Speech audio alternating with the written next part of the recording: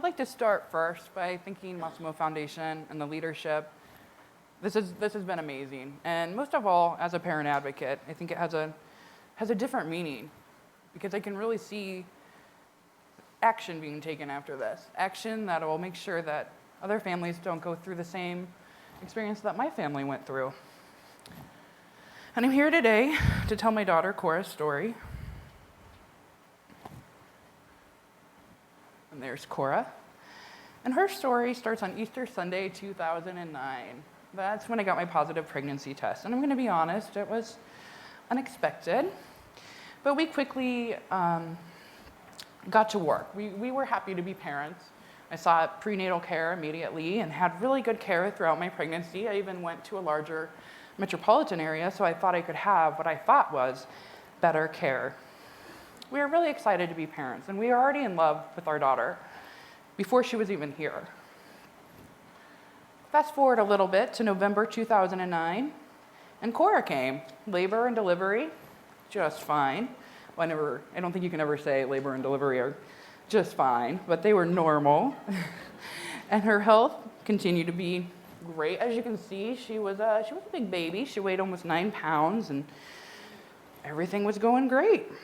She was very pink. And what we didn't know, though, is that our rosy-skinned newborn here was a blue baby. She was born with a congenital heart defect.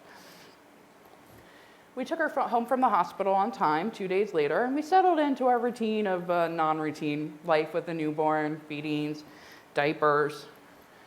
Here's where our story really begins to change, and here's where it gets a little hard. So one early morning, my husband woke me up. I was taking a little cat nap, as new moms do, and told me that Cora was seeming to be hungry. So I set up my little area to feed her. I was a first-time mom, so I thought I had to do everything a certain way. Sat down, and my husband got up to get in the shower.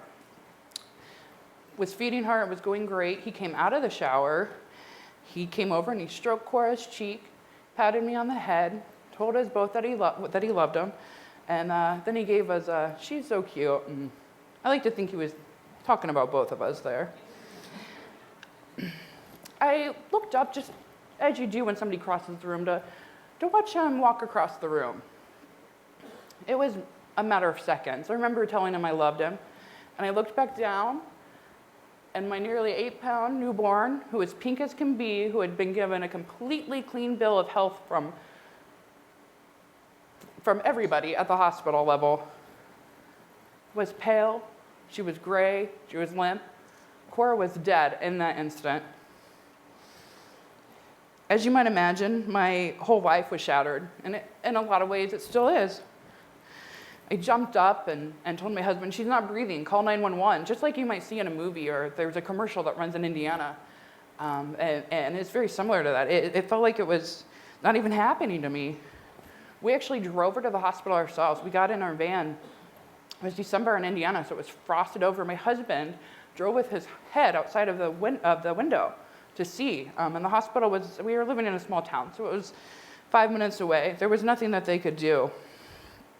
I just collapsed and didn't know what to do, and I had no clue what had happened to my newborn. She died in my arms, so I thought I had done something wrong. It turns out I had done nothing wrong. The coroner called me 2 days later, and for the first time in my life, I heard the phrase congenital heart disease.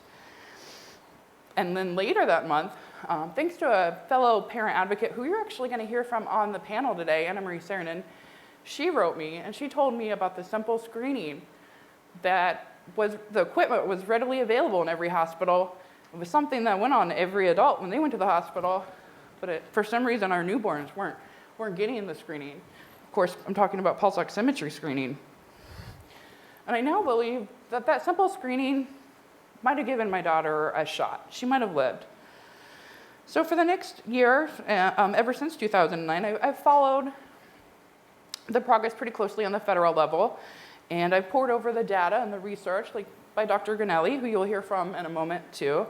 And I'm proud to say that after looking at this common sense measure that really had the data to back it up and was proven, I pushed for legislation in my home state, Indiana, And Cora's law was passed in 2001. Thank you. Thank you very much.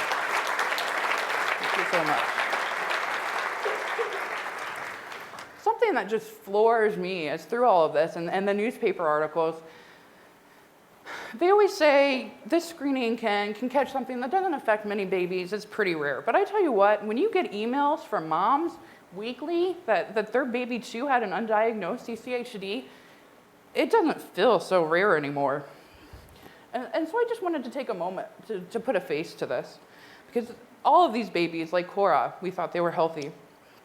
It's now my life's mission to make sure that no other mother finds out about her child's congenital heart defect from the coroner.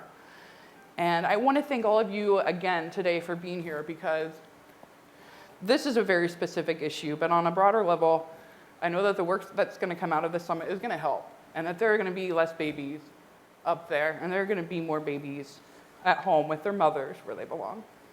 And thank you so much.